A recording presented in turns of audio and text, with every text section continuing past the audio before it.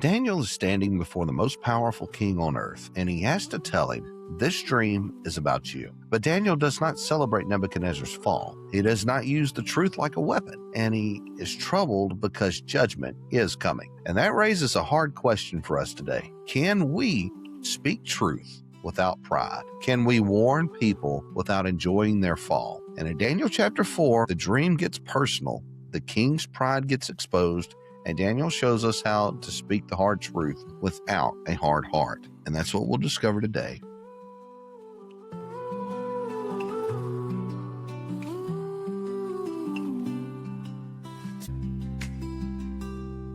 Two faithful brews and the good news, join the ride with open hearts.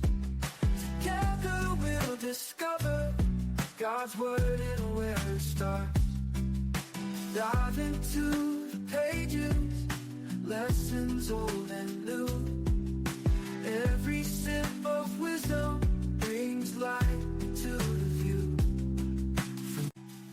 Welcome back to Two Faithful Brews and the Good News. I am Paul Purifoy, and I'm sitting here with Uncle Royce, and we have been in Daniel chapter 4, and we're going to continue in this chapter. And in the last episode, we looked at verse 15 through 18. The tree was cut down, but the stump was left. And the king's heart would be changed from a man's heart to a beast's heart. And 7 times would pass over him. And the whole purpose, it was very clear, that the living may know what the Most High rules in the kingdom of men. And in this episode, we're going to move into Daniel's response and his interpretation here. And this is where the dream really becomes more direct, because the tree is not just a tree, and the cutting of that tree is not just some kind of imagery. The beastly condition that is around is not just the symbolism, but Daniel is about to tell Nebuchadnezzar that the dream is about him. And that is why this passage is so powerful. Daniel is not standing before any ordinary man. He was a king, right? He's the king of Babylon. And this same king who had authority, who had power, he had the armies, the wealth, all kinds of influence. That same king who had thrown Shadrach, Meshach, and Abednego into a fiery furnace. This is not a man that you can casually correct. But, I always like that word sometimes, Uncle Royce, but Daniel, he belongs to the God who rules over kings. So today we're going to be looking into Daniel chapter 4, verses 19, and we'll see Daniel's burden. And before we get into verse 19, Uncle Royce, do you have any thoughts, questions? Well, yeah, I do. I have a thought or two. We've been in yesterday, we've been in today, and we're going to be moving into tomorrow, which is where Nebuchadnezzar is actually at, but he's talking about yesterday, but this conversation's taking place today. So we've got 3 time sequences, 3 dispensations, and we have every kind of relationship in the world in them. Nebuchadnezzar, sitting where he is, finally turned to the place that I feel like he's recognized and understood. This is where God has been with Daniel all this time. And he's carried us into a place of failure. He's carried us into a place of relationship, everyday living. And he's carried us into a place of where the lives that we live from day to day bring circumstances. And what we do with those circumstances often contributes and has very strong motivation that works within our character, within who we are. Nebuchadnezzar, where he's at, is letting us see, I think, looking at this one, turning to Daniel, is the fact that he's recognizing that there is a God, one God, that is an authority and a power above and beyond anything that this world has to offer. He's understanding that as much as he has and all that he's done, and with all the pride that he has in himself, it all has to take a back seat.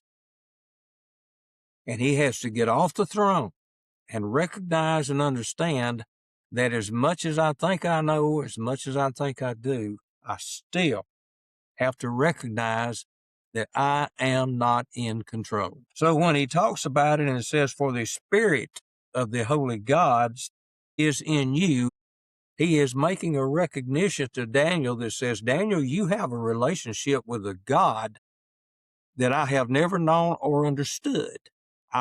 I can see where his heart and his mind is at, but he's also saying to him that I don't have any doubts now that what you're about to tell me is going to be a truth. And before we move into these scriptures, I'd just like you to put a quick thought. When it comes to truth and what Nebuchadnezzar's doing with Daniel here, it's moved into a relationship with him. How do you, and this is just an opinion and a physical personal opinion of Nebuchadnezzar, when it comes to Daniel, the relationship that the two of them have, Nebuchadnezzar is speaking of when he turns to Daniel and says, Daniel, I'm placing this in your hands. What is that relationship that's moved him to that place? There's a trust that Nebuchadnezzar has now toward Daniel, but just because he trusts what he's saying doesn't mean that he is, as we've seen so far through chapter 4, that he hasn't been willing to place Daniel to the top of the list. He still wants to hold on to his religion, his tradition, his power that he's got. He still wants to rely on everything that Babylon has to offer before he moves to the outside, so to say, for the real truth. Nebuchadnezzar, he enjoys the culture that he's in. He enjoys the fact that everything they've ever done has always worked and it's brought him the success that he's got. But now he's not getting the answers that he's really wanting. So he has a trust in Daniel because of what Daniel's already done in the previous chapters. But yet he didn't want to give it over to Daniel and have to allow Daniel to become the one that would be able to give this interpretation, because if that's the case, then he knows that Daniel's God is really in more control than Nebuchadnezzar wants to admit. So that kind of gives you the relationship aspect that you were talking about there. Okay. Yeah. And the reason I wanted to do that is because I like to tie this into our lives today, to individuals, those that might see and hear this. And I can't help but thinking about the friendship. Regardless of there's a friendship here, and I think that shows through. There's a trust. There's I think there's a truth there, that truth can be what it is, and truth is going to be what it is, but sometimes we affect it. And I think Daniel and Nebuchadnezzar's in a place to where Nebuchadnezzar is leaning as life in our lives today, in the church or in our personal lives. We've got family, we've got friends, we've got family members. That's why I want to bring this out, because what we're seeing is a relationship that's taking place between Nebuchadnezzar and Daniel here in a point, and a choice and things that are being made. There's a recognition, Paul, that life is taking place. Nebuchadnezzar knows it. He understands it. Daniel knows it and he understands it. But over the years, and I forget how many years we've got here, but it's been quite a while since the way back in chapter 1 and 2 and where we're at now. And Nebuchadnezzar, that relationship has grown. And we've seen some of these things happen. But now when Nebuchadnezzar does this and starts turning it over to Daniel, we're fixing to see another side of this relationship. And I want you to input a little bit into this too. I'm going to read this 19th verse. Then I want you to read it with me and kind of share some of your thoughts on it. But it says that Daniel interprets the king's dream, so he's getting ready. But in that 19th verse, I want us to look at something here, because it said, then Daniel, whose name was Belteshazzar, was astonished for 1 hour, and his thoughts troubled him. The king spoke and said, Belteshazzar, don't let the dream or the interpretation trouble you. And so what we're seeing is a conversation, and I see concern and a recognition in Nebuchadnezzar. Evidently, the physical countenance of which Daniel is responding is talking a lot about where his heart and mind is and how the Spirit's moving within him. And even though he doesn't understand it, I do believe that Nebuchadnezzar feels this, recognizes it, and understands it, and knows that Daniel, this vision has caused him to have some thoughts that's very upsetting and troubling to him. And it's said that it's done this for an hour. We're talking about, in our time, 60 minutes. We're seeing this happen. That happens in our lives and families all the time. With Daniel and what's there, when Nebuchadnezzar makes these statements to him, and we're seeing Daniel there looking at this. I don't know the conversation in between, but at some point in time, we see Daniel's going to respond. But that relationship that's in the middle there, before we go to hit Daniel's responding and interpretations of this dream, we're looking and seeing that there is a place in this relationship where there has to be a coming together. And it looks to me like there's a comforting statement from Nebuchadnezzar towards Daniel when he sees that he's troubled. Do you see any of that in these scriptures as to where that relationship actually is there? And the feelings that they have, is they're emotional for sure, but those feelings that are there, can you see those coming into play here between the two of them and what they're doing and what he's talking about here? And he's looking back, Nebuchadnezzar is. So he's also recognizing and remembering the emotions with which they were responding. So what would you say to that? And as we're looking at it today, I don't think the relationship here is that big of a thing, because Nebuchadnezzar is still the king. It's the way he's reigning on his throne. He's doing exactly what he's going to do, regardless of whoever it was that's there. The only difference that you get is the fact that he knows what Daniel done before. So he knows in his mind what's there. But Daniel is doing exactly what Daniel had to do in order to adapt to the culture that he was now in. Daniel is the one, relationship is the key factor, because Daniel's relationship is the one that is with the Lord. And Daniel's relationship is the one that has been able to bring him from where he was through the fiery furnace, the things that were occurring to this point. So he's been able to have favor because of what God's done. And all that is allowed is the fact that now Nebuchadnezzar has this man that can come in, and he knows that he's going to get this interpretation, because this dream has bothered Nebuchadnezzar since he had it. That's why he called all these people in to start with. So he knows now that he's going to get the results of what the dream is. And I think that him knowing that he is about to receive those results, Uncle Royce, is what's really getting to him. He already knows the dream was kind of weird. Yeah. To start with. But now you see where Daniel is having to step into that role and say, you know what, it's okay. Because he says, and he answered and he said, my Lord, the dream be to them that hate thee, and the interpretation thereof to thine enemies. And as you said, Daniel hears the dream here, and the Bible says he was astonished for 1 hour. So it shows me that Nebuchadnezzar is not rushing Daniel for the full interpretation. And I'm sure Daniel, while he's in there, he's probably gave him just a little bit here and there along the way during that hour. Okay. And so what you get is that means Daniel himself, he was stunned at what he heard, because in that hour, he's hearing the dream from Nebuchadnezzar, from the king telling it. And then Daniel's like, okay, well, there's a little overwhelmingness here. So now Nebuchadnezzar's seeing Daniel's face, because I'm sure there was some kind of if you're astonished in something or stunned, you're going to have a look on your face, no doubt. Yeah. So he's seeing that, and then Daniel says he understood the meaning, and then it troubled him deeply, and that's important because Daniel did not treat judgment casually. Yeah, and looking at it from that point of view, I've heard you speaking of the fact and kind of looking at where you're at, and I don't like to move away from where we are today. Anybody that hears this, because we have things like this happen in our lives all the time, and what we're seeing happen much is from the experiences of those relationships that those two have had together, what they're dealing with, and what's moving into their lives.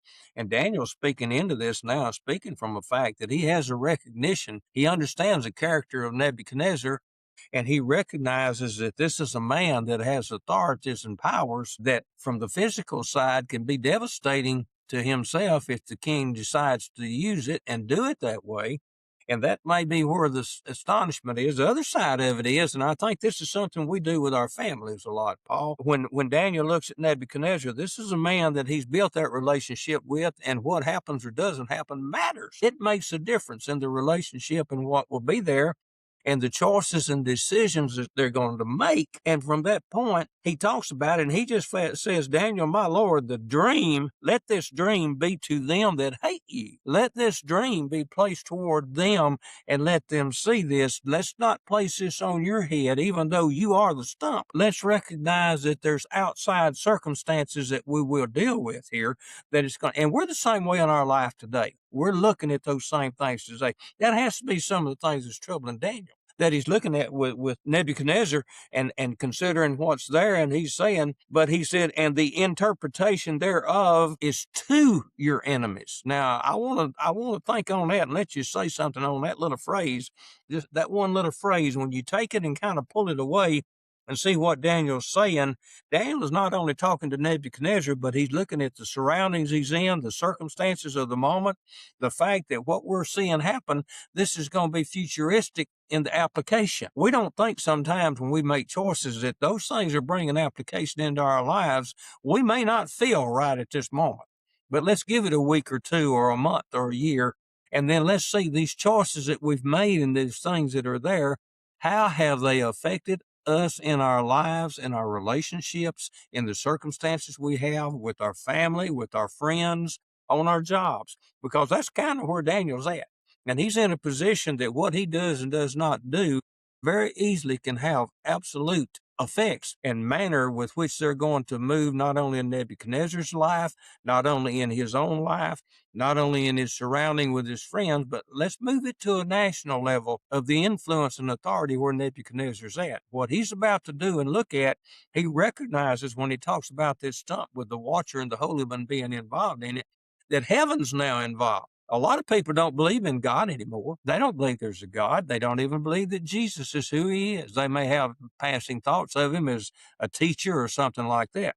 But what he's saying right here, the interpretation thereof, let it be to your enemies. And when you see that small phrase, does that matter today in our lives? As Daniel's looking at Nebuchadnezzar and saying, this is going to have an effect on what's taking place in our lives. How does he view that, and how does Nebuchadnezzar view it? Well, Nebuchadnezzar's already had the fear. Again, that's why he's called all these people in for an interpretation, because something just didn't sit right with him.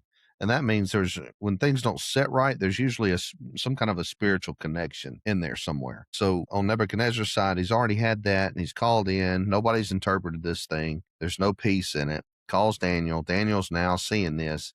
There's the astonishment that's here. He can see the concern that's in Daniel's face, the overwhelmingness. But Daniel tries to give the reassurance to some extent. Why? Because you're standing before the king. So you don't want to tell the king precisely, this is about you and this is what's going to happen. So this is where Daniel just kind of gives him I hate to say sales pitch, but he gives him the sales side of it. My Lord, the dream be to them that hate thee, and the interpretation thereof to thine enemies. He's kind of saying, let's hope this isn't for you, and this is for your enemies. Okay, I want you to think that. But again, Daniel doesn't treat judgment casually at all. And he did not hear the fall of Nebuchadnezzar and celebrate. And he did not say, good, he deserves it. That was not what Daniel's done. He did not use the interpretation as some kind of a weapon either, to show off that I'm looking for here, superiority, so to say, because Daniel actually had concern. He was troubled himself with what the interpretation that he's kind of seeing here. So that tells us something about the heart of a true messenger of God. And we need some people today to have that heart of a true messenger of God, Uncle Royce.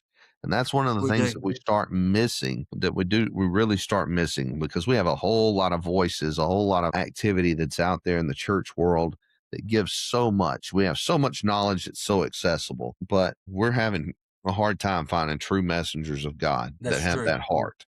Yeah. And a true messenger does not enjoy warning people of judgment. A true messenger carries the word, but they carry it with weight. And a true messenger, they can speak hard truths without having a hard heart toward people. And that's to kind of input here just a little bit.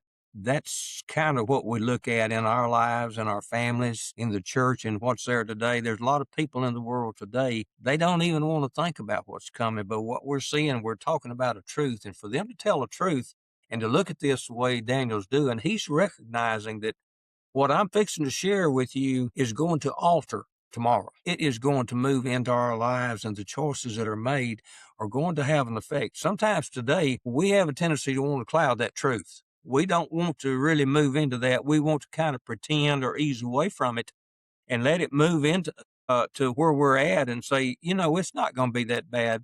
This is not going to be that bad. That's why I say sometimes Satan would beat us to death with love. He'll just destroy us. He'll destroy our families, whatever is there.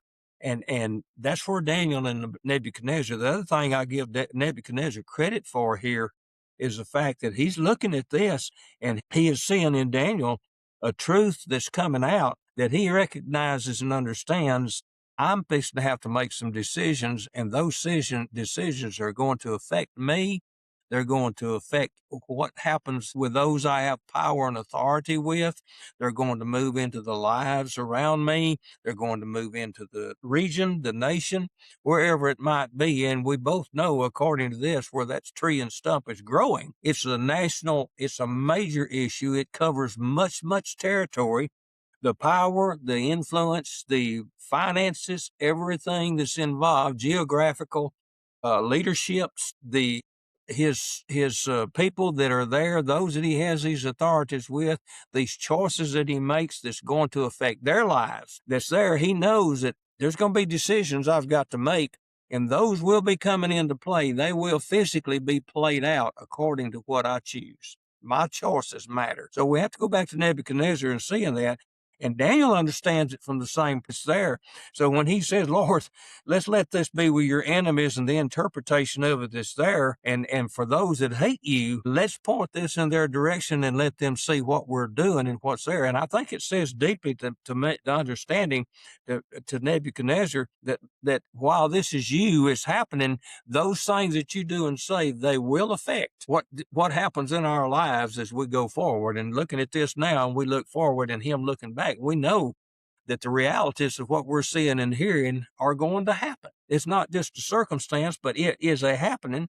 So when that dream comes out and he gives it to him while he's looking, he's understanding that Nebuchadnezzar's enemies, when this starts happening and it begins to take place, they're going to take advantage of it. When this happens and they get an opportunity, they will take advantage of what we're looking at here. Daniel understands it. Nebuchadnezzar even understands it, because also he's looking back. But now his pride in itself sometimes, I think, has deceived him into thinking that those choices I make will be good choices. They'll be right choices, and everything's going to be okay. We do the same thing today, don't we? Don't we have those very same thoughts and attitudes about what we do and don't do? Or do we just say, Lord, I just hope everything's okay? Do we really place our faith in God?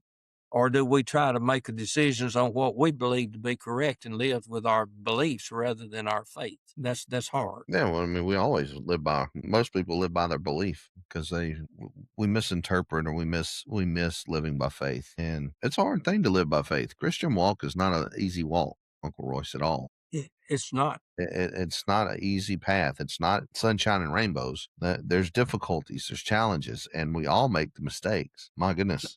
But we all have to keep a repentant heart, which is what Nebuchadnezzar didn't have. And it takes a man like Daniel, who has both compassion in his heart, and he's willing to, because he has compassion, he's willing to tell truth without compromise. So, and it takes both of those things. And what we get to see is, even though he's troubled by the interpretation, he's still willing to speak what's coming. But we get to see where Nebuchadnezzar uses his belief in what he knows, and what he tells Daniel. He could see the distress that's in Daniel's face, and he tells him, let not the dream or the interpretation thereof trouble thee. So that shows us that the king knows that there's something serious that's going to come, but he's just going to hold into his belief that he believes in the power, he believes in the system. Okay. So in other words, what you've got there and what you're looking at then with Nebuchadnezzar is he's saying, regardless of what comes out of this, Daniel, don't let it bother you, because whatever it is and however it is, I am well able to take care of it. I don't have to depend on something or somebody else. So don't you worry. You just tell me the truth of what's there and let me take care of the truth. Let me handle it. Now, when God says that has meaning. When Jesus says that has meaning. When man says that has problems. When Satan says that, it's a question of get ready, because we're caught up in situations. So what we're seeing then is with Daniel and with Nebuchadnezzar, we don't want to forget that what we're talking about here is that decree that was made. It is a decree, which means that it come from heaven. That watcher and that holy one that brought it is making that decree. And in verse 15, it talks about it. In 14, when it cries out and says, it talks about the stump.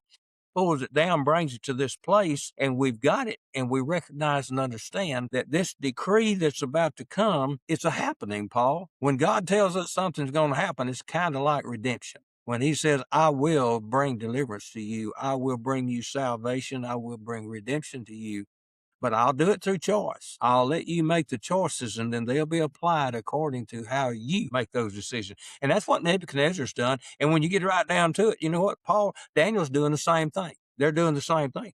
But what it's done, it has placed an opportunity into their lives at this time and moment with what they're dealing with. We have the same problem today. We have opportunities that come our way, and we make our choices and we decisions, believing it to be true, believing it to be the right thing, only to find out later on that it had unintended consequences that came with it. And we live with that today, Paul. And that's what we're kind of looking at here. So when we go forward and actually break into this decree that's there, is there anything that you see that we need to cover here before we start breaking that down and placing it in what it's going to be in the coming life in the next years that's coming with Nebuchadnezzar? Well, we've went through kind of touch base a little bit on it, but Nebuchadnezzar brings it to bring in peace and calmness to Daniel. But then you get where Daniel knows that there's something serious here that's being given. And then Daniel says, my Lord, the dream be to them that hate thee, and the interpretation thereof to thine enemies. So in other words, that sales pitch I was talking about earlier, Daniel's saying, King, I wish this dream belonged to your enemies, and it doesn't belong to you. And he's not trying to flatter him.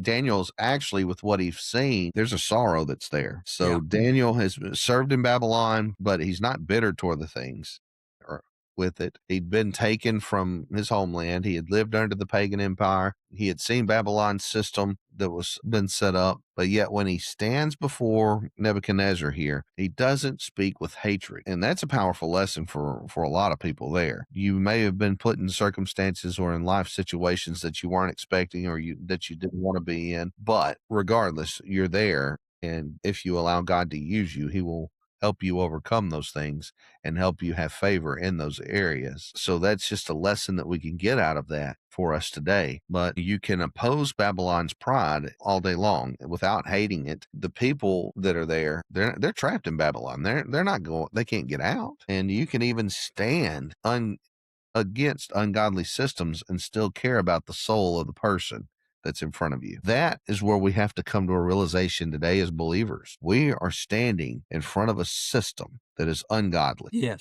I mean, there's not a godly bone in our system at this point. That we just have a foundation that has allowed us we've been able to stand on. This is why it's so important to have a true foundation or a cornerstone, because it keeps the other things from really overtaking. Now, we can allow the cornerstone to be overtaken and destruction occur in our nation if we continue to allow certain demographics, certain political beliefs to come into power. But right now we have a foundation that we can stand on that can still trump everything. Anyway. Yeah, we still stomping the Trump today. Yeah, we still need to do that. We still need to do that video, but yeah, anyway. I guess. But so you can stand before this ungodly system, and we can still care about people. We can still care about the souls of people, the love, the hearts of people. We can still want to reach them for the kingdom of God, share our testimony, share the gospel of Jesus Christ. And so Daniel is not soft on the truth, but he is not cruel with the truth either. And that's the big thing. How do we tell people about Jesus? How do we do what we need to do in this culture? Not be soft on it, but also not be cruel with it. Isn't that kind of what we talk about when I mentioned opportunity a while ago? When we look at that, we begin to look at what's taking place here, what takes place in our lives, what's taking place in our nation. We look at those people there, those that are in authority, those that aren't, even in our families, parents, children. The relational side of our daily living that we go through, choices that we make and everything that's there, they've been made available to us through Christ. You mentioned him a while ago. That is all made available to us, but it's also in choice, but that choice is based on a foundation. And I think that's kind of what we see Nebuchadnezzar doing with Daniel. And then Daniel in response is coming back and saying, those things that I'm about to say, those are things that's going to affect us tomorrow and going forward, and we're going to find that our futures will either be foundationally secure or they will be foundationally challenged, depending on the choices we make. And I like to say to Christians and stuff today, this does not mean that we're not Christians. This does not mean that we do not have Jesus Christ and the promises that were made to us in the church today. What it does mean is that those things that we choose and do, we build on that foundation, or we tend to build on that foundation those things that can be damaging.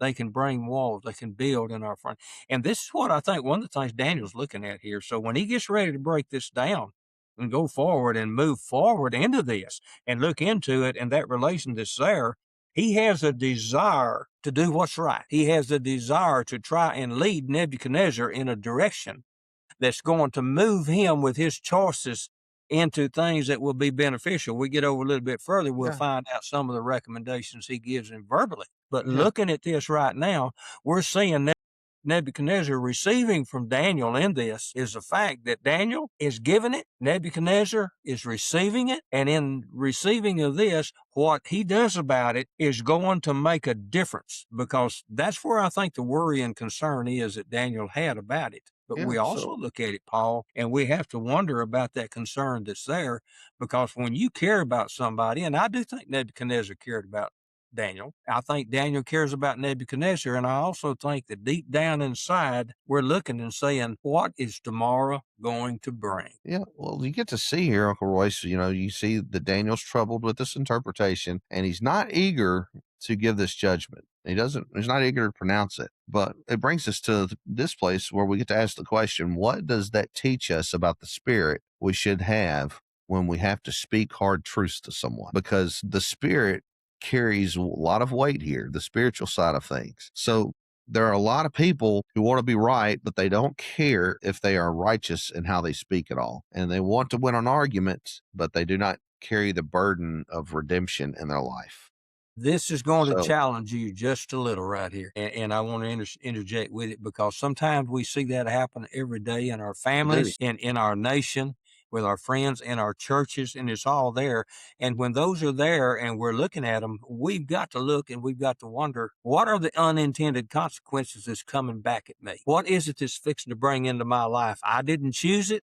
I won't make the choices that are being made by others, but it is going to affect my life. And I want to make the very best choices that I can make now, because if I can do this in a proper way, if it can be applied in a way that's godly, you said it a while ago from the spiritual side, if we use that, that's why it's important for us to be on the foundation under Christ. That's why it's important for that spiritual foundation that we live in, and the truth of the Word of God and that 10 commandments that the character of God brings in. That is so real and it's so important. But today we're so dismissive of it. We miss that so much. So Daniel is sitting here looking at this, and he's saying to himself, I'm about to break this down. I am about to take this dream and break it down, and I'm going to make application with it. So when I make the application, let me make it in a way that is not judgmental. Let me make it in a way that is factual and truthful in the presentation, and let me do it properly, and let me speak this truth, but let it be with the understanding that what I'm giving you, you might not understand. yeah, I mean, the spirit portion of this that we always have to check with even ourselves, because I mean, I'm gonna be honest, I'm a very blunt fella. I give my opinion, especially when it comes to family and everything. Sometimes I speak a little quicker before I've thought things through. And it's not a good habit, and it doesn't always come out of a good place sometimes. So we have to be careful with that, because again, there's a lot of people, we want to be right. So sometimes it doesn't come out of the right way of speaking in the righteous portion. And sometimes we just want to win the argument. But Daniel, he's not trying to win the debate we see here. He's not trying to do that at all. He's just wanting to be faithful to God, but he wants to be truthful. And a hard truth should not be delivered from a place of pride. And It when we should have, come from a point of judgment, though. I mean, sometimes we have to judge what we say and what we don't say and the manner with which we do it. So we're in a society today that, Lord have mercy, it's there. So what do we do with that? well, again, it depends on where you're coming from out of this. What spirit do we have in us? Are we doing things out of the spirit of pride? Because if pride is in us, then that we're going to have this, we're going to be right. We're not going to have a righteous way of doing it. We just want to win the argument, and we're going to do whatever it takes because there's no real carry of redemption. There's no real thing that's there. So we can just get in front of people. We can yell, scream, and spit on them, whatever it is, just because we want to be right, even though we may or may not be. So if you come out of it with the wrong spirit, then you're going to do it in the wrong way. And it's not necessarily about judgment. It's about what's in our hearts. And it should be delivered from a place of obedience and a place of burden. And I've got a question to bring in there with that because we're looking at it caught up in today's society. I think you'll agree with me that it does not make any difference which way we go today. We can be 100% correct, but if we apply it in the wrong way, we have just brought a destruction to the truth. If we present the Lord, if we present the 10 Commandments, if we present Christ to the world in a way that may be truthful, but then we make an application in an adversarial way or a judgmental way, what is that going to do to the person that's hearing it? How does it work the intent of the heart of that individual? And what does it say about the intent of our hearts? And I'm going to have to stand here and I've got to be very cautious how I do this and say it. And the reason why is because I got a big mouth. I'm I impetuous. understand. I Yeah. have an intent of the heart that is nothing but good. I want to be right. I want to do what's right. I want to do the very best I can. But now there's two types of people in the world. You got some that they're going to be adversarial and they're going to speak the truth, and you just need to accept it and move on. I may sit there a little bit. I won't get too deep into that. But when you go to the other side of it, you've got people that you're on the adversarial side and it's crying out for you to tell the truth, but you say, but I don't want to do or say anything that's going to offend or do something that's going to cause a person to have hard feelings at me, or they're going to be upset with me, or they're just going to cut me off and want me completely out of their lives.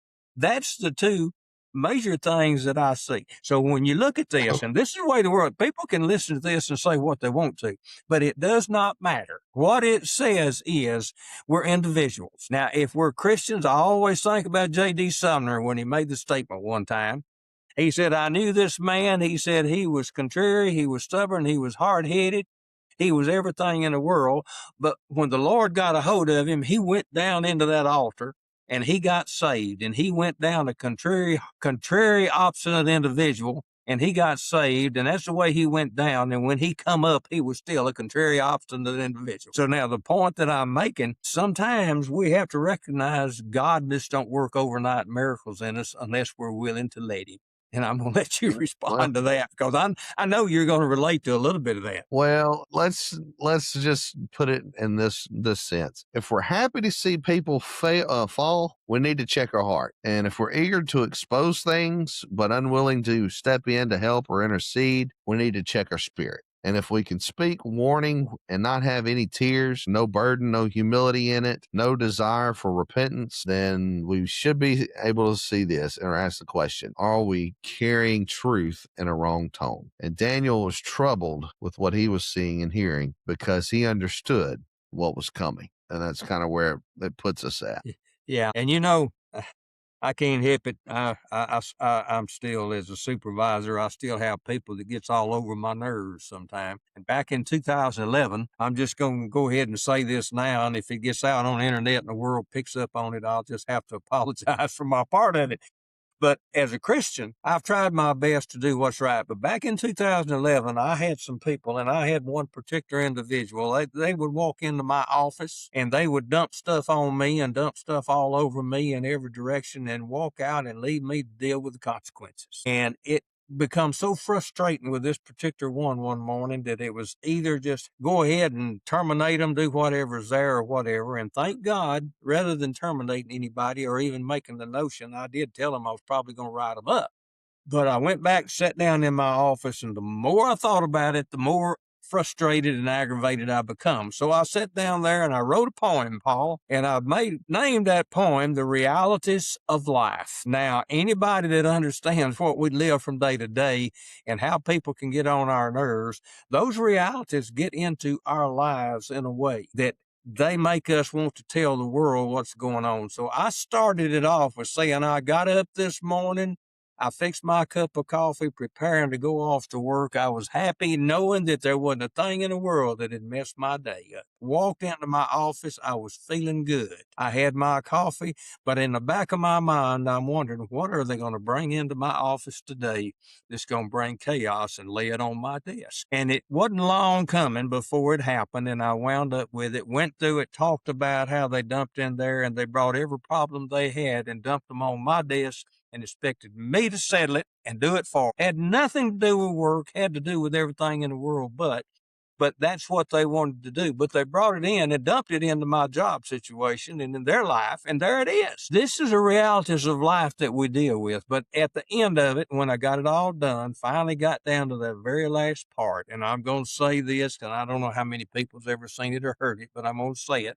But the thing that crossed my mind, and I printed that poem and I printed it out, it said, the one thing that these realities have taught me, that if idiots could fly, this place would be an airport. And I put that in there and I let it rest. Well, now people love that poem. They got into that poem and they loved it. They got to thinking about that airport part and all them people out there and the absence of mind with which they dealt with from day to day. And they said, well, that's a pretty good thing. But you know what happened to me? Within about a week, maybe 2 weeks, I don't know. I can't put the exact time on it, but it seemed like the Spirit of God came back to me, put that poem back in front of me, and had me to read it. And as I read it and got down to that last little line about the idiots and the airport and what was there and the flying version of it, it's like the Spirit kind of highlighted it and spoke to me and said, really? And I thought on that, and I don't know, you've been that way. Spirit of God has a way of getting into our hearts, and he has a Yeah. way of unsettling us. And the more I looked at that, the more I realized I don't know how you could have been any more judgmental than what you were with that. You didn't just stick to that one person, but you just applied it to everybody in the company. And Yeah. I looked at that, and God made me change that, Paul. And what he did, instead of having that little word in there, he come back and he said, try this. Patience is a virtue looking for a home. And Yeah. So when that hit. So that's kind of what I'm seeing here. Go ahead. You can take that and do what you want to. minutes. So when I was in New Orleans, the first time I had to go to New Orleans for Mardi Gras with SUM Bible Theological College. I didn't know what to expect when I got there. And I always had friends, and I still have friends. I'm not a racist person. I got all kinds of friends, different sizes, shapes, colors. I mean, all types. But when I got to New Orleans, I got really overwhelmed. The first night we went on the streets, you went out with a group of people. There was like 400 or 500 students at that time, and we're all hitting the streets on Bourbon Street. And you're broke up into groups of about 50, and you have a partner that's with you. And that first night, I just got so overwhelmed that I remember going and I slid down a wall, sat down on the ground, and I began to cry. And I asked the question, I said, God, did I hear your voice correctly? Is this what you've really called me to do? And we went back to the hotel that night, and I got sick as a dog. I got so sick I couldn't even go out the next day, the next night. It was about 2 days, almost 2 days later. And while everybody else was gone, and I was praying in this time, Lord, why am I sick? What happened? What's the deal? And when I finally started praying the right way, I started getting the answers. And my prayer became, God, what have I done wrong? And I wish I can't recall the actual scripture. It was in Acts. I can't remember exactly where it was, but there was a scripture that was highlighted to me in the hotel room that night. And I turned to it, and it was in Acts, and it talked about something of judgment. And I asked the Lord, I said, Lord, what do you mean? What have I judged? Why? I said, I'm not racist. I don't have any problems with anybody. And the Holy Spirit spoke as clear as a bell. He says, you have condemned them before I have. You have judged them to condemnation. You have judged them to hell before I have. So you can't talk to people, you can't love people because all you see is what they're doing, and you've judged them to hell. And I began to weep in the hotel room. I was like, Lord, that is not what I thought I did. But the truth was that as I was on the street and I'm seeing all this stuff, there was frustration and anger that was rising up into me to see the kind of mess that was occurring. And I forgot the compassion. I forgot what I had to have in order to present the truth correctly. And it was after that, I got well, I repented, I got well, went into some great services that they have, because they really do put on everything. I mean, you get the full works while you're down there with service wise. You get ministers from all over the place that come and pour into you. You get teaching sessions, and then you go back on the street. And we went back out the next night, or the next day actually, because I missed however many because I was sick.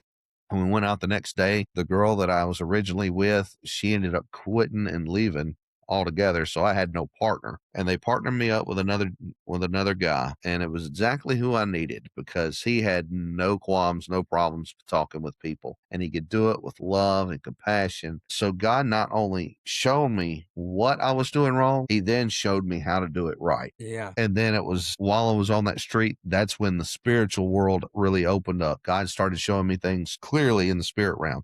Lord, open his eyes so that he can see, and he opens his eyes and he sees the spiritual armies all around. That's the kind of spiritual eye opening I had in New Orleans that day, because I could And you, see the spirits above people and the operation yeah, that was doing things. And it was freaky. It scared me half to death. yeah. But And yet, in the same sense, it just built something inside of me that was like urgency. yeah. You So, know, when you look at that, and in order to speak this, you probably can finish up in a minute with what you were saying.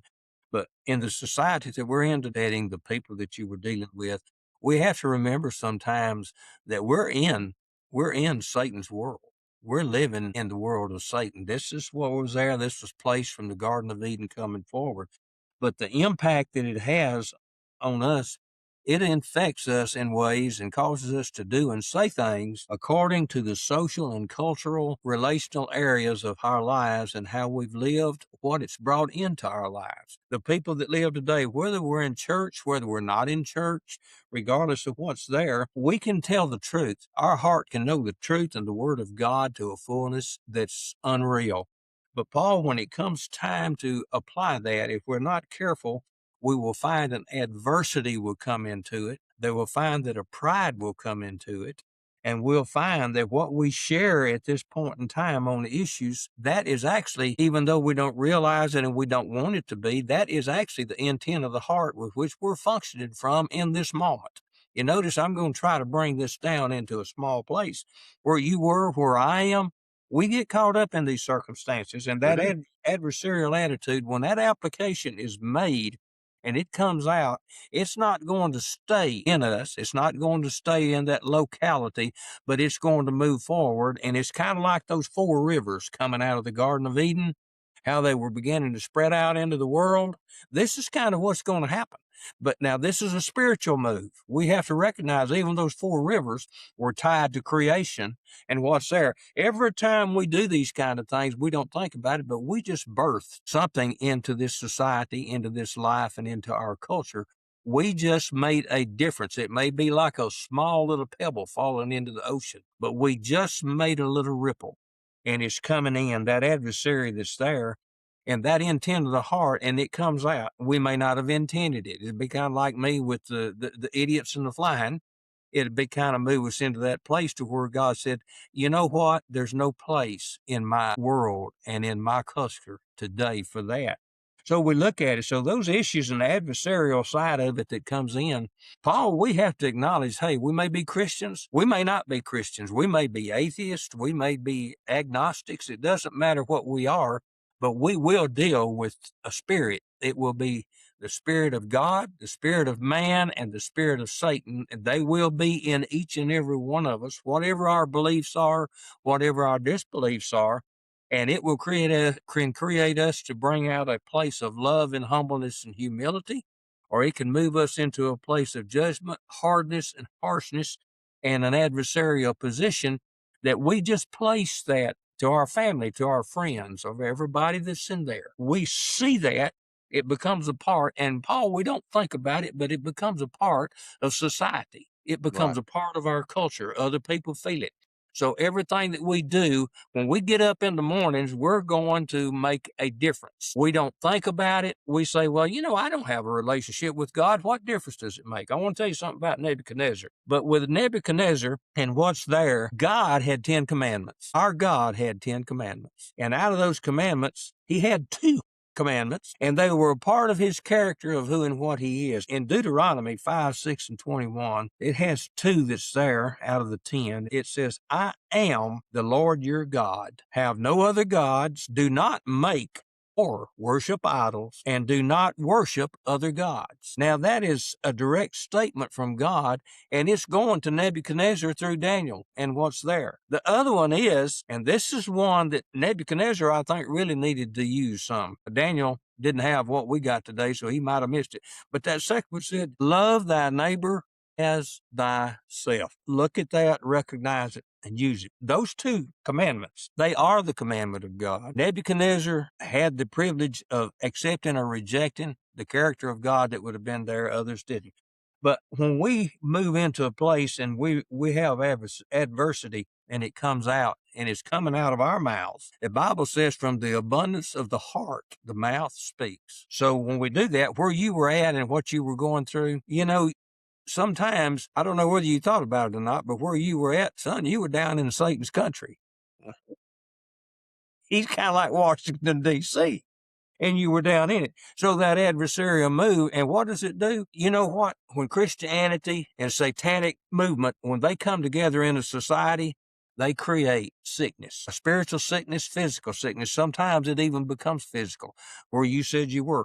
So when you look at that, going back to where you were now, and you're going to apply that, how would we apply something like that today going into the lives of every individual, not just Christians, but people that care, that have a heart, and they want to do what's right, but many of them don't know how? How do we reach them? Well, I kind of go back to what I was saying earlier, that we have to check to see what we're coming out of. What's in our hearts? What's there? Are we coming out of a place of pride? Where are we coming out of? Because that's where the impact comes from, and that's what makes the difference. Because when we speak, we should be speaking with compassion, with a thought process of who people are to God. And if we don't keep that as our forefront and our forethoughts, then you and I, we're going to get to a place where we're going to speak in the wrong manners. Now, mostly, I would say probably, I think it's a Purifoy trait. We have a tendency to speak the truth regardless of the consequence. Amen. Sadly. Sometimes it's a little rough, and sometimes it's hard to chew.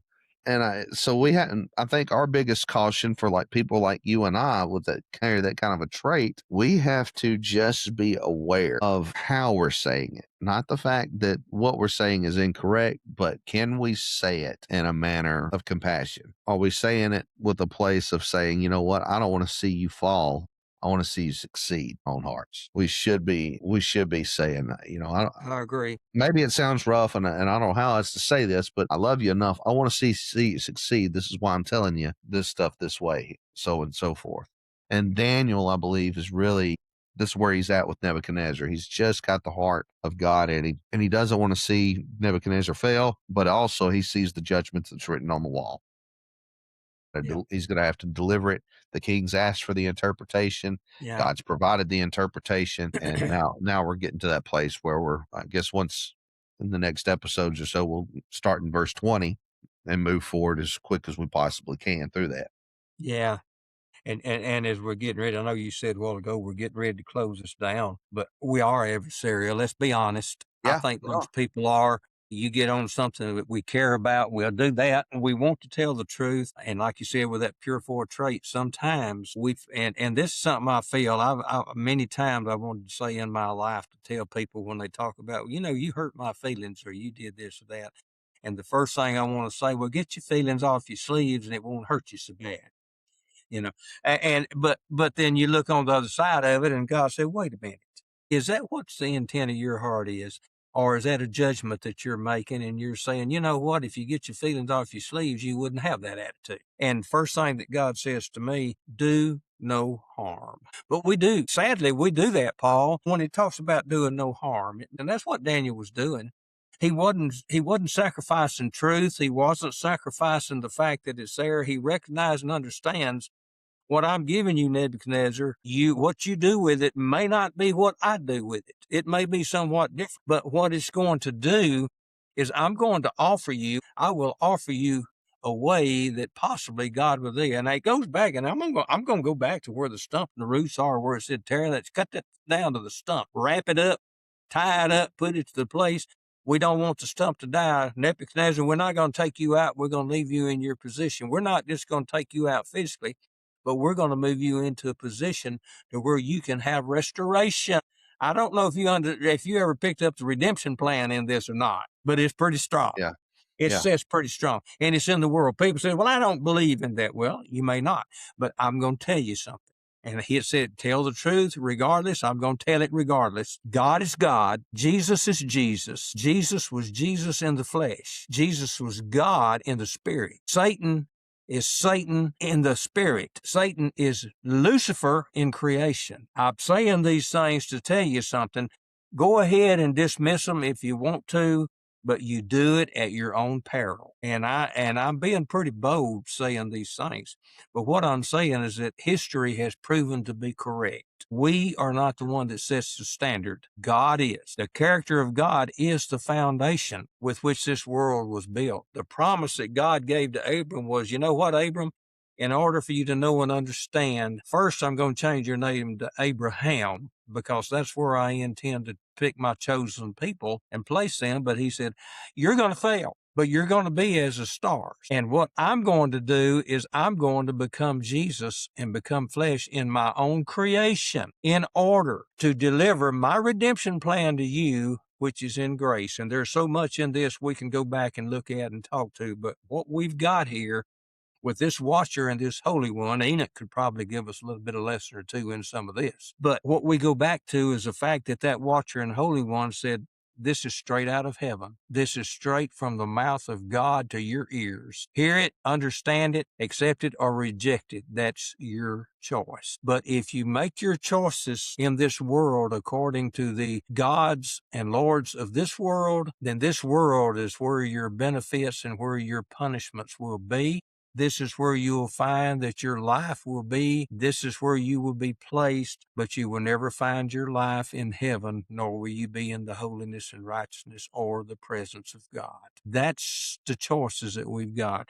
That's kind of hard to make. Daniel did not want to make that, but he said, I have no choice, but I'm going to give you a choice so you can make the right one. And now that's up to you. And I say that to people, whether you see it, whether you like it, whether you hear it, whether you don't. But that's the place that we set today in this world. And what we do with it and how we use it will be determined when God places value on our lives, on what we do or don't do. That is going to be the foundation that we gave God to work from, and that will be determinations that he will make. And people say, well, if it's the will of God, it will be done. Well, I want to tell you something. The will of God will be your acceptance or rejection in your relationship with him, or our rejection of that relationship with him. And what we have in that will tell us who we are in Christ. But the difference between this world and religions is Christ and Christianity. That's where we have a dividing line. That's all truth that you just spoke. So, well, folks, we didn't get where we were supposed to be, but that's okay. We usually don't. But we will pick up next week, continue on and everything. If you have enjoyed the episode, please like, share, subscribe. You can, we're on YouTube, your favorite podcast platforms, also on Rumble. You can find us on Facebook. Many ways. You can also go to paulpurifoy.com and get information there. So be sure, again, like, share, subscribe. Also, leave us comments. YouTube, there's places for comments for the videos. Leave some comments, things you may want to see here, what you think, and everything there. You can also send us messages on Facebook as well at Two Faithful Brews and the Good News. So we want to wish you all the best. And until next time, God bless.